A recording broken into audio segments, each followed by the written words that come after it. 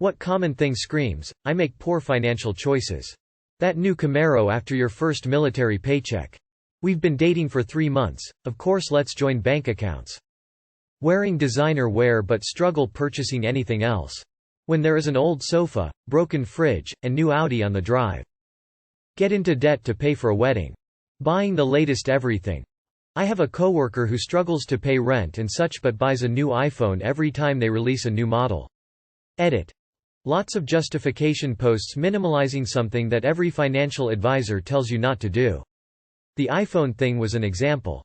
I have seen other things clear down to someone replacing a year-old set of rims because a new style came out.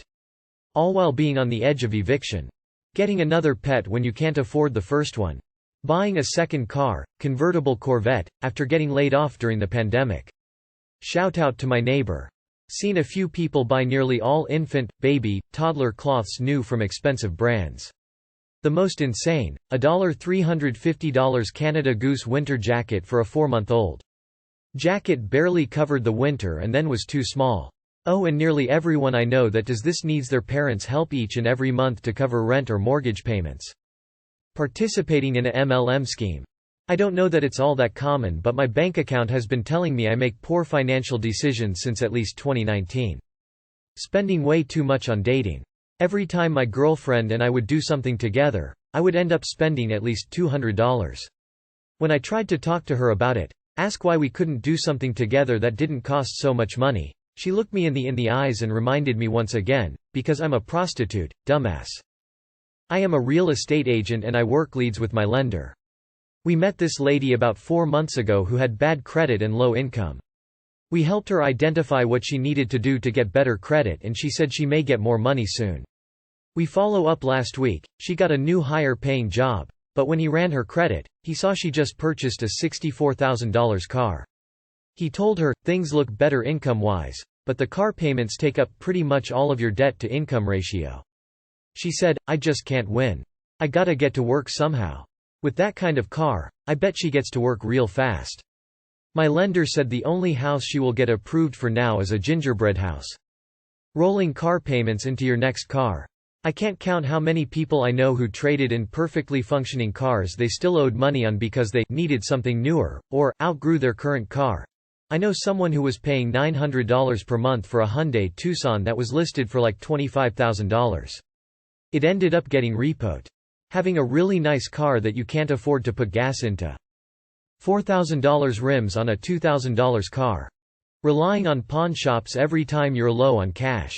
I knew a woman who regularly pawned some jewelry, then got it out on payday, only to pawn it again a few weeks later. We live in a very cheap, neglected apartment building but someone here owns an Audi. With a cheaper car, they could live somewhere with hot water and no rats. Getting into a new hobby and by week 2 you have all the latest and greatest professional grade gear. Leasing expensive cars while you have a low income. What's the worst thing you have ever done to an annoying neighbor? I had a terrible work schedule and had to wake up at 2:30 a.m. to be at work by 4 a.m. My downstairs neighbors would blare loud music at all hours of the night, and I could feel the bass through my mattress. I went downstairs and politely asked them to turn down the music, and they seemed to kindly agree. As soon as I got back in bed, they turned it up even louder and kept it going until about 1:30 a.m. Before I left for work at 3:30, I turned over my amplifier so that the speaker was facing the floor, turned the volume up, and set my guitar on top of it. I left for my 12-hour shift, and the feedback was still screaming when I came home. Neighbors never blared their music again. He smeared his shit on my front door all because I was talking to his crush. Told the crush what he did and now he's known as the shit-smearing pervert. We lived in a neighborhood of townhouses. One neighbor let their dogs shit all over everyone's lawn and never picked it up. We tried asking them, we tried picking it up and putting it on their doorstep, they refused to do it. My one neighbor decided to get a piece of it and smear it all over the front of the house. After that, they started picking it up. I put a spigot lock on our hose because she kept using my hose and flooding my flower bed in the process. The lady was pissed. Edited for clarification, again, because some of y'all are coming for me. My boyfriend and I own our home, trailer, and we pay monthly lot rent for the land we live on. Our neighborhood is a WA. I live in the United States on the East Coast in the South. It's really hard to watch people speculate on my living situation and why I don't have a water bill lol. We're homeowners and our water bill is included in the monthly lot rent. We are not on well water, it's city water. The houses in my neighborhood are close enough for my neighbor to drag our hose to her yard. Did you know you can sign up for the Jehovah's Witnesses to come to any address to teach you about their religion? You're welcome. Edit. Thank you for the awards. I've never had one before. It feels super amazing to be able to share my pettiness with the world haha. They assaulted my dad because he told them to stop yelling at a woman parked in the road, so I bided my time for a few weeks then filled all the locks on their work van with superglue. Didn't realize how loud our home improvement projects were. Our units share a wall, and my neighbor works from home. Neighbor blew her top because she didn't know when the noise would end. Apologized with a gift basket of fruit and chocolate. Now we get along great. Half the people in this thread don't realize they're the annoying neighbor. Had a neighbor in my apartment complex that kept letting her huge dog take huge shits in my yard space. Literally got to about 20 huge dog shits sitting outside my window and I had enough. Put on a glove and picked up all the shit and dumped it on her doorstep. Left a note stabbed into the ground telling her to pick up her dog shit.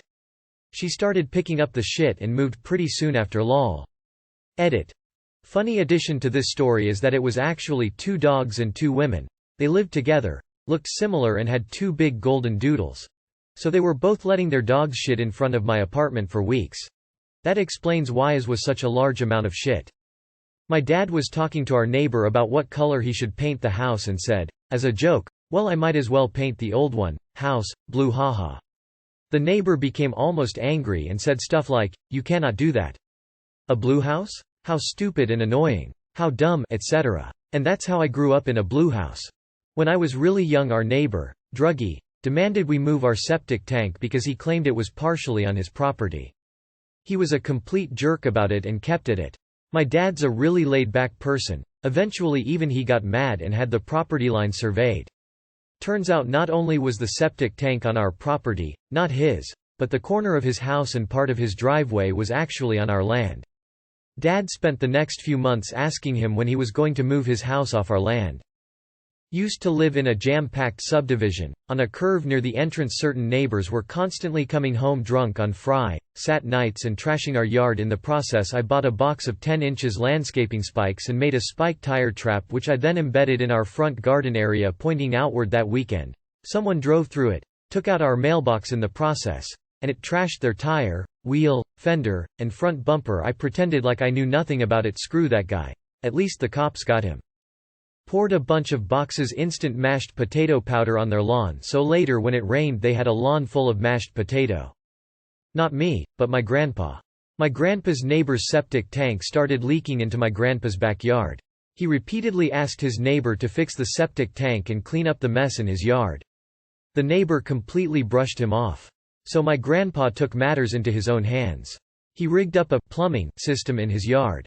He installed an upright PVC pipe that pointed at the neighbor's backyard over the fence. I don't know how the system worked. I was only about 8 years old, in the early 90s, but it was set up to spray the neighbor's own septic waste over the fence and into the neighbor's beautiful and polished yard. And just like that, the neighbor fixed his septic tank. They remained enemies until my grandpa died a couple of decades later. I miss that old crazy bastard. The rich brats next door were always throwing loud drunken parties when mom and dad went out of town for a few days, which was often. One Sunday morning I went out to find the corner of our lot, which was a school bus stop, littered with used condoms that had been left in the street or thrown into the grass.